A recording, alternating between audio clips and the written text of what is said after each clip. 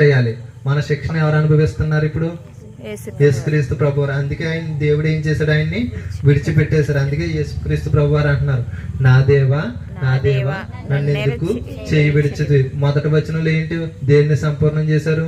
అంధకారంలోకి మనం వెళ్ళిపోవాలి, పాపం చేశాం కాబట్టి. దానిని ఎవరు సంపూర్తి చేశారు? యేసుక్రీస్తు ప్రభువారు. ఈ వచనంలో ఏంటి? దేవుడు పాపం చేసిన వాళ్ళని ఏం చేస్తాడంట? నరకంలోకి గెంటేస్తాడంటే విడిచిపెట్టబడతాం. కాబట్టి ఇప్పుడు దాన్ని ఎవరు సంపూర్ణం చేశారు?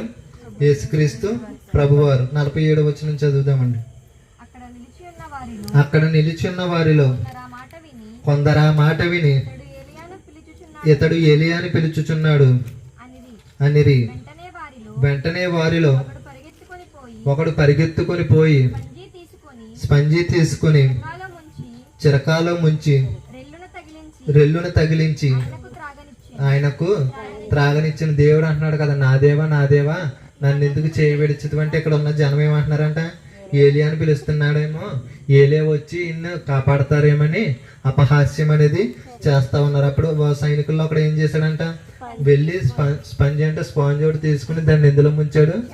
చేదు చిరక దేనికి గుర్తు అని చెప్పాను మొన్న. మన చేసినటువంటి పాపాలు, మన శాపాలకి, వాటి పాపాలు ఇవన్నీ మన పాప జీవితానికి గుర్తుగా ఉన్నాయి. దాన్ని ముంచి రెల్లునికి తగిలించి ఏం చేశారు? ఆయనకి త్రాగనిచ్చారు. కానీ యేసుప్రభు గారు తాగారా? తాగలేదు.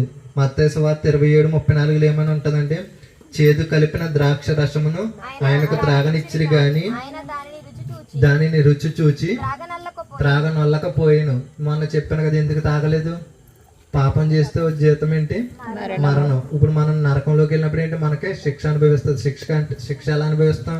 నొప్పులు, బాధలు ఇవన్నీ అనుభవించాలి. చేదు చిరకం చేసుకుంటే ఆయనకు అనుభవించడానికి అవుతుందా? చేదు చిరక ఎందుకు ఇచ్చారని చెప్పాను? మత్తు రావడానికి. మత్తు రావడం వల్ల ఏమవుద్ది? నొప్పి అనేది తెలియదు. కాబట్టి ఇప్పుడు ఆయన చేదు కలిపిన ద్రాక్ష రసాన్ని తీసుకోకుండా ఆయన ఏంటి? మన శ్రమలను కూడా ఆయన అనుభవించారు. పాపం వల్ల మన శిక్ష ద్వారా వచ్చేటువంటి శ్రమలను అనుభవించి ఆయన దానిని కూడా సంపూర్తి చేశారు, సంపూర్ణం చేశారు. మన అంశం ఏంటండి?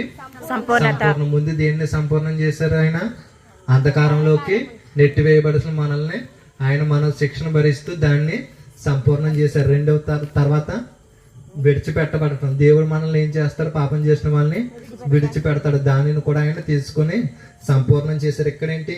చేదు చిరకను తీసుకోలేదు అంటే ఏంటి? పాప మనకు వచ్చే పనిష్మెంట్ ను కూడా ఆయన తీసుకుని దానిని సంపూర్ణం చేశారు. తర్వాత వచనం చూడండి, 49వ వచనం. తక్కిన వారు ఊరకుండిడి